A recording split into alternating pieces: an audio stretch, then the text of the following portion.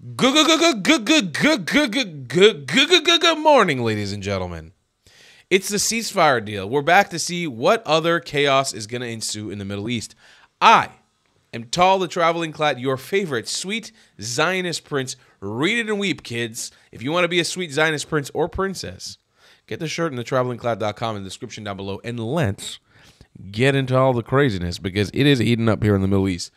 Just for context, so anybody doesn't know, a peace deal has been, an agreement has been signed for a ceasefire. The details of the ceasefire, completely ununderstandable at this point. The world is all confused. We may have hostage release on Tuesday or Monday. I'm not 100% sure. President Donald Trump is on his way to Israel. A lot of stuff is going on. Here's our first clip. Okay, this is Trump on the phone with a bunch of hostage families in the White House. Say something. Is that all right? All right, hold on. President Trump, you have the best crowd in the world. What do you guys have to say to President Trump? Thank you. Thank you.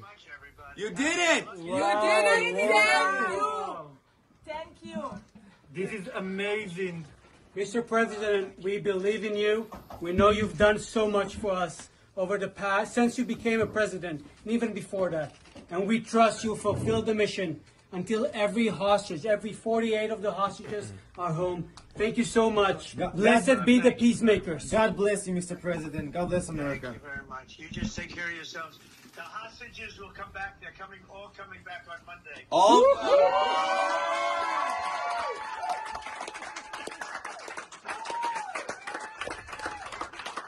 Thank you, sir. Thank you.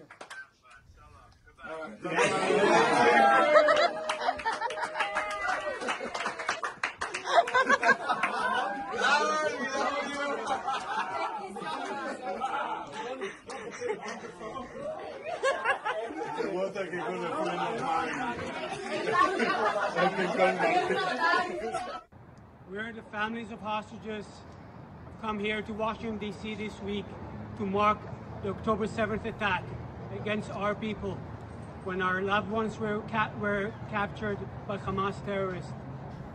Yesterday, we gathered here in the Sukkah of Hope with the Trump administration.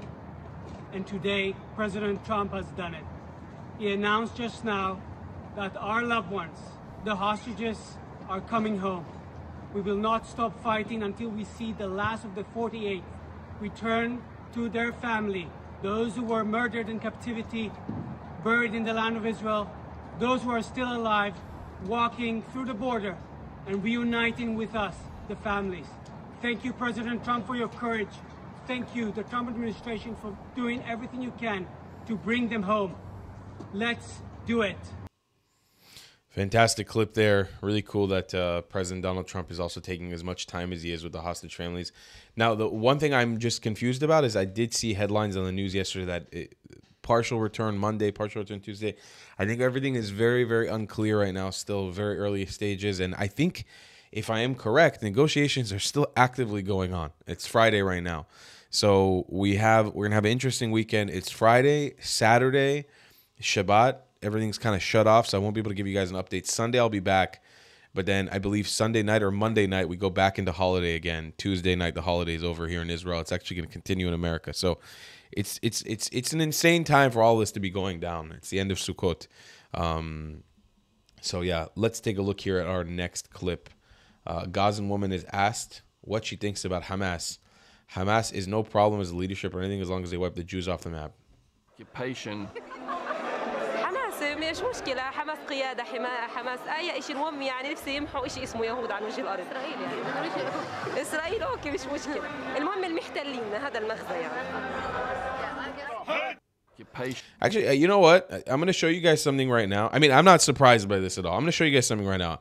I had a conversation with a Gazan yesterday on Omi TV, same place where I go and do debates. My editor just sent me the clip. We edited a short out of it. It hasn't even been published yet, so you guys are going to be the first people to see it. I'm probably only going to be posting this on Saturday night. So I'm giving you guys the first inside look at this clip. Nobody has seen it yet. The full unedited conversation, the 30-minute conversation, is up on YouTube already. So if you want to see it, I recommend you go to the channel, take a look. It's like a conversation. It's called A Conversation with a Gazan. But it'll give you you'll see exactly what I've been talking about this entire time, about how I don't think this populace can be trusted in any meaningful way. All these protests that we've been seeing that have been anti-Hamas, for all intents and purposes, have been just posturing to try to get aid. I do believe that the overwhelming majority of the Gazan population is still very heavily pro-Hamas in every single capacity. Because the baseline ideology comes down to, this is the question you need to ask yourself. Do Gazans hate Hamas, or do they hate that Hamas was losing? And if Hamas can posture a win for them, do they love them again? Yes. Can they provide them with food and electricity and aid now that the war will be over? They will love them again, because the ideology of Hamas, what Hamas stands for, the murder of Jews, the Muqawama, is what what the Palestinian people, unfortunately, in Gaza, believe in. This is what they want. They're not looking for a way out. They're looking for that specific lifestyle of Muqawama. And now I'm going to show you guys this clip. It's a very, very powerful clip. Okay, we haven't even posted this yet, so you're going to be your first time. Oh man, I'm trying to find the edit. This is going to be the first time I've ever shown this off on the internet. Nobody's seen this yet. I warn you guys again, if you don't believe me and you think I'm taking stuff out of context, go watch the full clip. You'll get more clarity. Here's this little short clip. We see a little Israeli kill and a lot of Palestinians, a lot of children. So it's okay, I guess, 7 of October. Yeah, I'm from Gaza. أنا من إسرائيل. Okay, nice to meet you. What do you want for the future? A Palestinian state. Why do you need a state called Palestine? What is a Palestinian? It's time for America's most hated game show. What is a Palestinian? Are you different from a Jordanian? Are you different from a Syrian? No, we are all Arab. No, this is the problem. You have no education. No, I'm very educated. You are the same as a Syrian? No. You are the same as a Saudi? No. So what are you? I'm Palestinian. My grandfather from Turkey. My grandfather from Turkey also. What is an Arab Palestinian? What does this mean? It's a very stupid question. It's not stupid. How can you have a country if you don't know your own history? What is Palestine? Some group from Palestinian, he live in our land in very peace. The Sahyoni, he come in our land. We give him food and we give him our land to live with the peace. Who taught you that history? My school. And they were funded by UNRWA. Yeah. You think I'm stupid? No. What happens when you have a state and you have an army? You're not going to kill Israeli? Why should I kill the Israeli? Why do you keep doing it today? Even in 2005, when we gave you your land and you had peace, you voted in a terrorist group and you started killing Israelis. We have a blockade. You're telling me we left Gaza in 2005 and we said, okay, immediate blockade. Yeah. Hey, Google. When Israel left Gaza in 2005, was there an immediate blockade of the Gaza Strip? The immediate and complete land, sea, and air blockade on the Gaza Strip was imposed by Israel in June 2007. You guys had 2005, 2006, no blockade, freedom, and then what did you do? You voted in Hamas as a terrorist group, you started shooting and killing people, you started firing rockets, and then you tell me, give me a state. What? If it doesn't make 7 October, how Israel given a Palestinian state? We see a little Israeli kill and a lot of Palestinians, a lot of children. So it's okay, I guess, 7 of October. Yeah. No, we keep fighting. So let's keep fighting, but we're gonna win every time. Israel is very weak. 2 years, you can't make anything. That line of 2 years you're in Gaza and you can't get rid of Hamas is a direct Hamas talking point. This is a Hamas supporter. You cannot trust a word these people say. I wish this conversation could have went a better way, but it can't. They don't want peace, unfortunately. And this is the reality. It's sad that I had to educate a Gazan on his own history, but I want to specifically talk a point right here. Right here. This specific point here. When I asked him what is Palestine. Some group from Palestinian, he live in our land in very peace. The Sahyoni, he come in our land. We give him food and we give him our land to live with the peace. Who taught you that history? So school. And they were funded by UNRWA. Yeah. So I specifically went out of my way to research, what is that true? Did that actually happen? Did that actually happen where Zionists came to the land? There were Jews that weren't living here, and they came in mass to the land, and the Palestinians just welcomed them with open arms.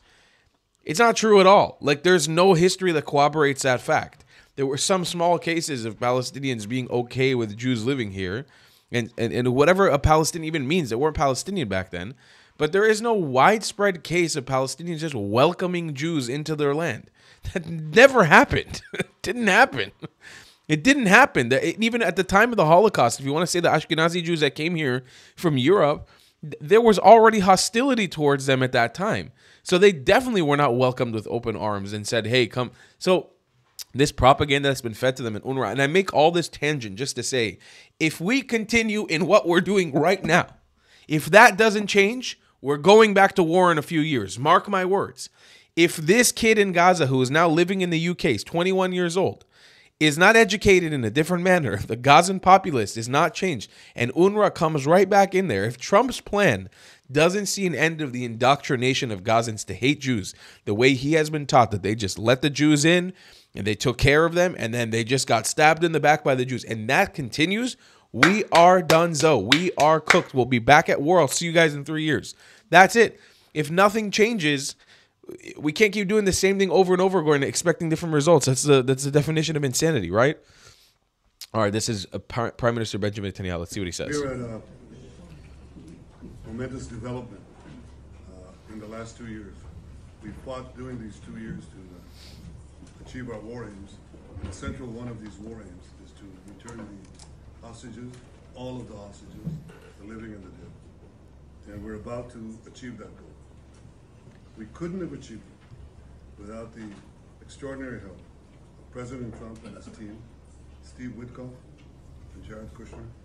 They worked tirelessly with Ron and his team, our team. That and the courage of our soldiers who entered Gaza and the combined military and diplomatic pressure that isolated Hamas, I think, has brought us to this point. I want to personally thank both of you, Steve, Jared. It's been long hours.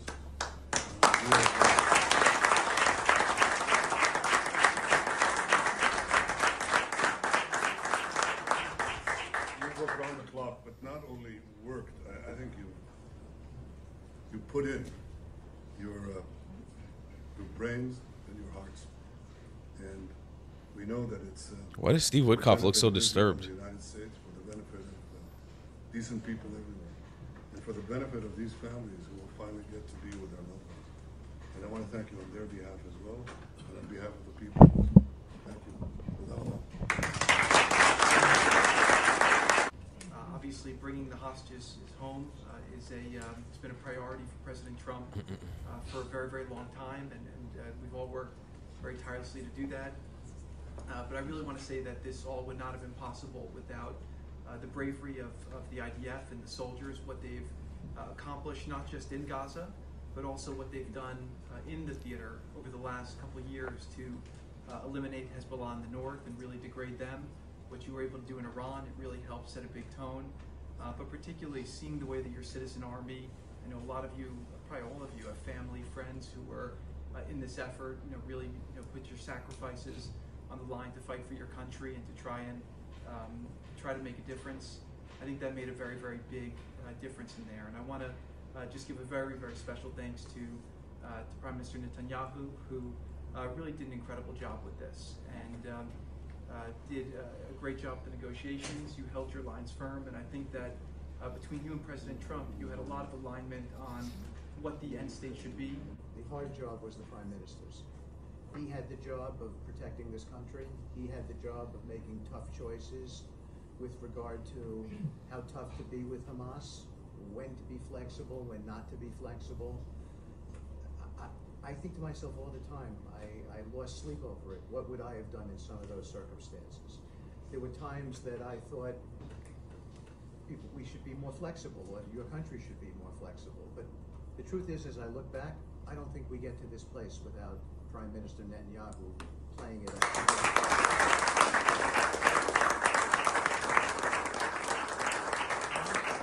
And I'm not just saying that. They're not just words. The President believes that. My President believes it. He believes that Prime Minister Netanyahu made some very, very difficult calls, and lesser people would not have made those calls. And here we are today because Hamas had to, they had to do this deal. The pressure was on them, they were backed up, and You've got the bigger army. You were making inroads, and that's what led to this deal. It's so interesting because when a meeting convenes like this, I'm like, they're really talking about an end of the war. And when we look at the things that are actually set up on paper right now, I just don't see the end of the war. Do you know what I'm saying? I don't feel the end of the war.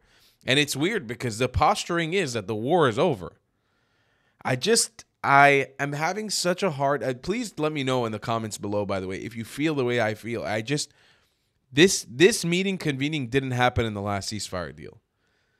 And I don't know. It really feels like they are setting us up and preparing us for the war is over. It's done, done, done. I just don't understand how we have 48 hostages, 28. We have no word about them, about the bodies. Between 7 to 14 are hypothesized to be missing completely, which means Hamas can't even uphold their end of the deal. And we are releasing 2,000 violent, rapist, murderous terrorists back into Gaza. How are you telling me that this war is over? We are literally going to arm the enemy army. I'm having such a hard time understanding this. But it really feels like our leaders are prepping us or telling us, that's it, it's over. I don't get it. I really don't. Suddenly, all Gazans are chill, smoking, and flashing gold watches. No genocide, no starvation, just vibes. Oh, man. I got to show you guys this video I found today in the morning. I just tweeted it out on my Twitter. We're going to have to keep it on mute because it has a copyrighted song. I call it The Best Genocide There Never Was. This was posted today in the morning by the Palestine Pixel, I believe. Look at this. Fucking monkey on a fucking motorcycle and a lion, a fully fed lion. When in Auschwitz, in the Armenian genocide, did they have fucking African wildlife like this? Were they able to maintain the health of a monkey and a lion in any concentration camp? What about the Uyghur Muslims? Are they able to pull that off in China right now? Please, somebody inform me. Did I miss something? Have I missed something? I don't know. We live in a fucking kangaroo universe. This is insane. This is the Rick and Morty universe. It's not real life. Let's see here. Yeah, this war caused a historic shift in public opinion on how Americans view the Middle East conflict. What are we talking about here? Who voters sympathize more with, the Israelis or the Palestinians? Back in October of 2023, it was the Israelis by 48 points. Look at this shift. Now we're talking about the Palestinians by a point. I looked back at every single poll that I could possibly find since this question was first asked in the 1980s. This is the first time ever in which the Palestinians had any sort of lead on this particular question. It is very clear that this war caused a historic shift away from the Israeli position in the Middle East conflict and towards the Palestinians when it comes to who Americans and voters sympathize with. This, of course, was led by Democrats, because what are we talking about? We went from Democrats favoring the Israelis by 26 points to the Palestinians by 46 points. That is a shift, John, quick math in my head, of over 70 percentage points. But overall, the first time ever in which more Americans sympathize with the Palestinians over the Israelis. Truly a historic shift. It's a big shift overall, a big shift within the Democratic Party.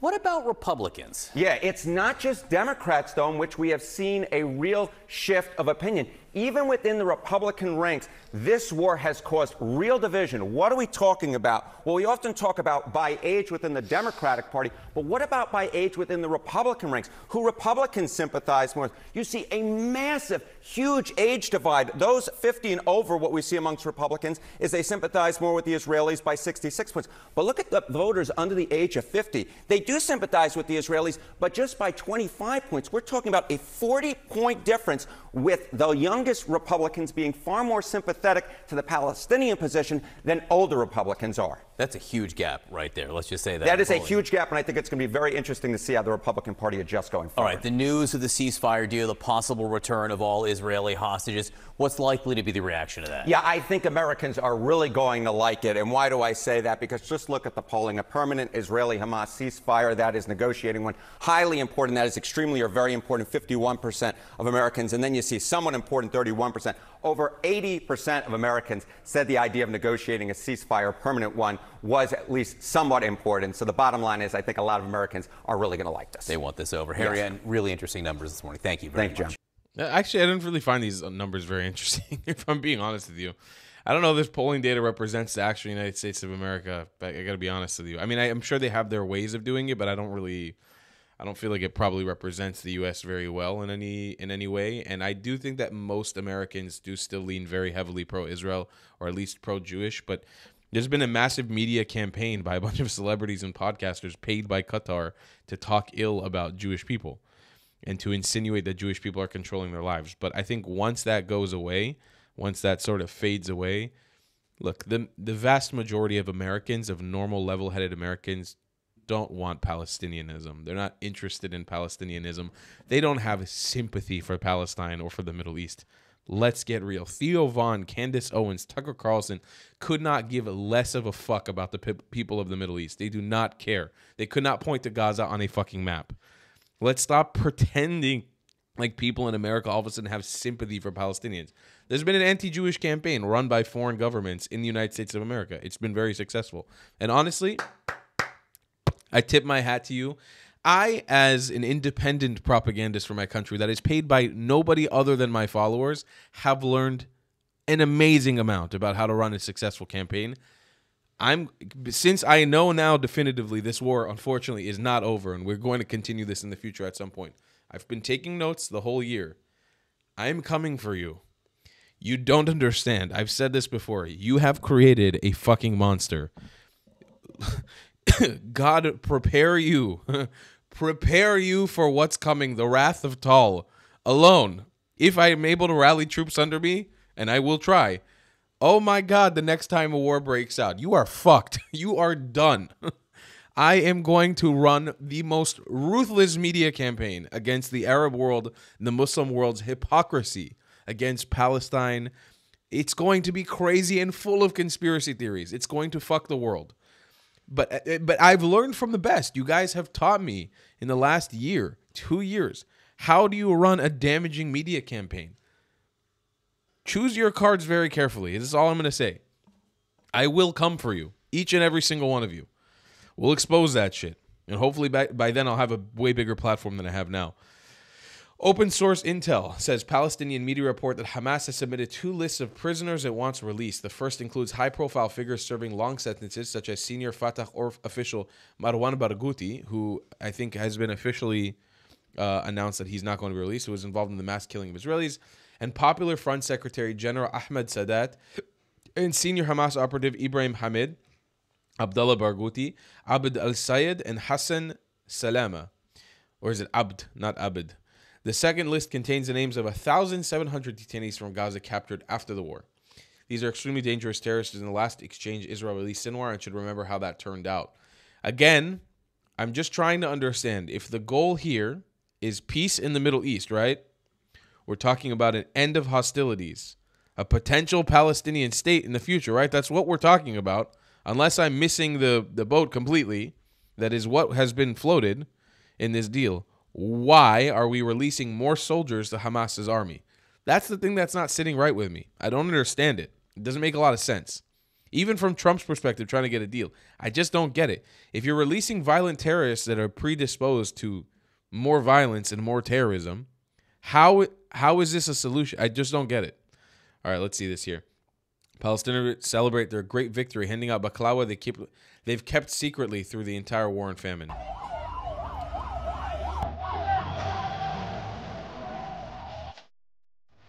Wow.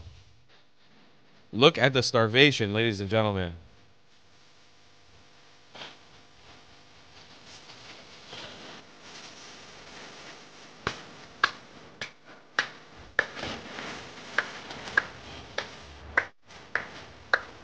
UNICEF! Allahu Akbar. Allahu Akbar. MashaAllah. MashaAllah, Ya Allah. ايزي بقلاوة طعيمات عاملينه ليه؟ واي MashaAllah. Wow. Great job, Gaza. I really have to say, between the lion to the baklava celebrations, they did a number on us. I have to say, they really did a number on us. They got our asses good. All of us, too. It's not just the Jews. It's a great campaign against the Jews, but they got all of you guys are suckers. We're all suckers that we have spent this much time talking about Palestine. We all got fucked here. It's not just the Jews. We got fucked the most, but everyone got fucked across the board. The fact that all of our time the last couple of years has been spent on this fucking stupid territory with these very stupid people who are playing all of us one by one, while there are millions dying all over the world way worse. These guys have fucking lions, baboons, and baklawa. It's all good. More from the celebrations of Gaza's magnificent and undeniable victory. The bellies have grown, the shops in the background are open, and the food is back in abundance. With miracles like these, there is no doubt that Allah truly loves them.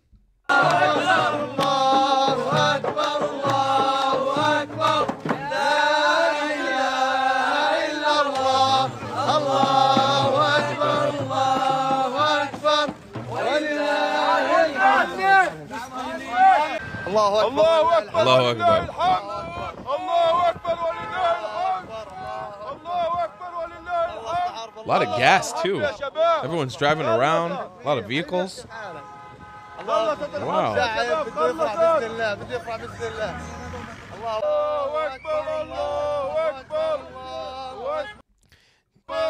La ilaha Allahu Akbar. Wow, look at the shops in the back.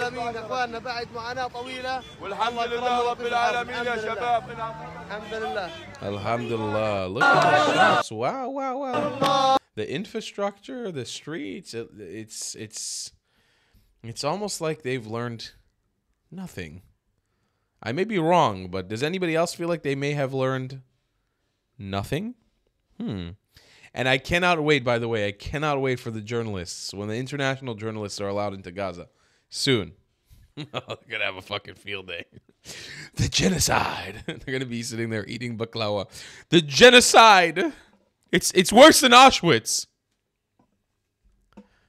Remember Abu Sufyan, who invaded Israel on October 7th and massacred and celebrated over the Bibas babies' coffins.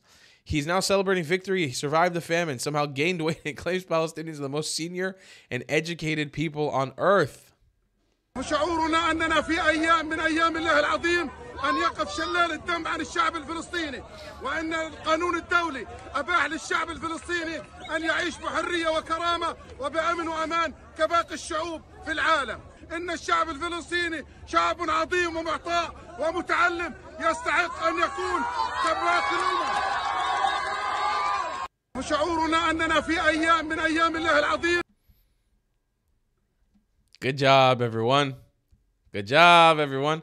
I mean, listen, we're only a part of the problem, the Jewish people. We really are only a part of the problem. All of you guys who celebrated this and egged it on, you're creating the next war in the Middle East, and I really thank you for your contribution. Thank you so much.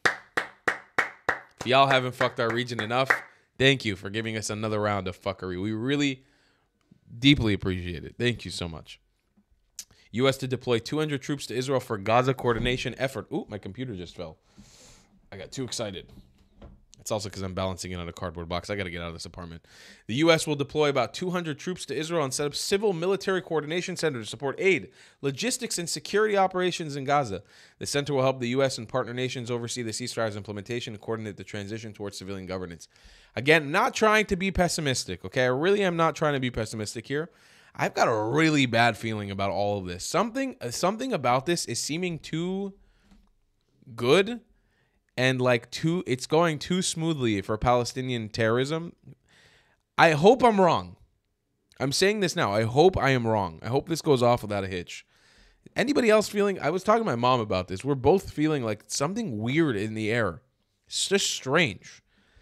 Something doesn't feel right. Something feels off about all of this. I just hope it doesn't blow up in everyone's face.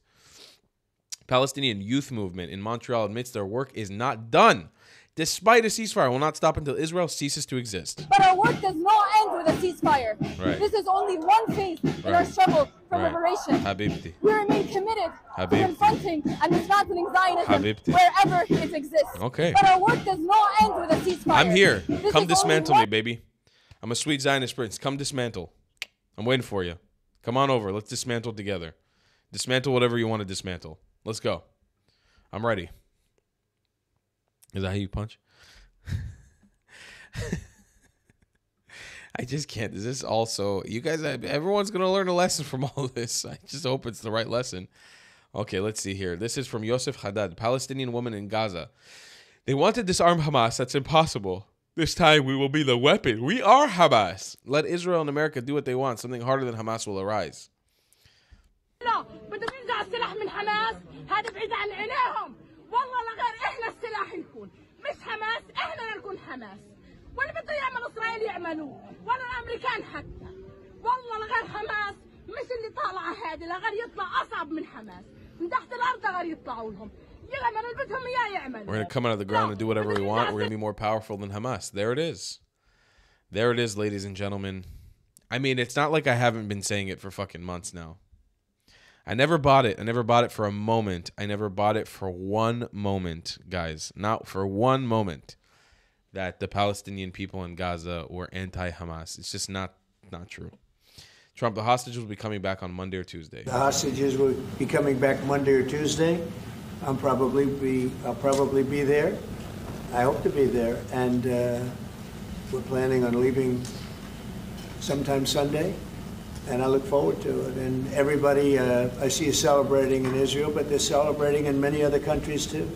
A lot of the Muslim and Arab countries, they're celebrating. Everybody's celebrating. Everybody loves the deal. So it's a great honor to have been working on it, and as you know, it's all finalized and done. We've had a lot of terrifically talented people. We've had tremendous support from UAE, Saudi Arabia. Qatar has been unbelievable. Egypt, as you know, and Jordan. Indonesia, I mean, it's, I don't want to leave anybody out. Just so many different countries. It's been incredible. Nobody's seen anything like it. So I think in a year from now, it's going to be great. The hostages will... Let's hope, Trump. Let's hope. I mean, I do believe that the one benefit that could come out of all of this is if that we can fake peace in the Middle East while Trump is still president and force other Arab Muslim countries into the Abraham Accords, like Indonesia, for example, and Saudi Arabia, and just make it happen already. It'll make it a little bit harder next time around. I mean, it depends on the president we have in America, but it'll make it a little bit harder for Hamas to have as much support. I mean, they'll have support of dumb people in the West, but I think at least in the Arab world, once peace and trade starts between these countries. I mean, look, UAE and Bahrain backed off of Israel. Morocco backed off of Israel. They didn't ruin the peace deal. They remained and maintained peace with us the entire time. And honestly, between people to people, I've maintained relationships with my Moroccan friends, my Emirati friends, and my Bahraini friends. All of them throughout this entire time.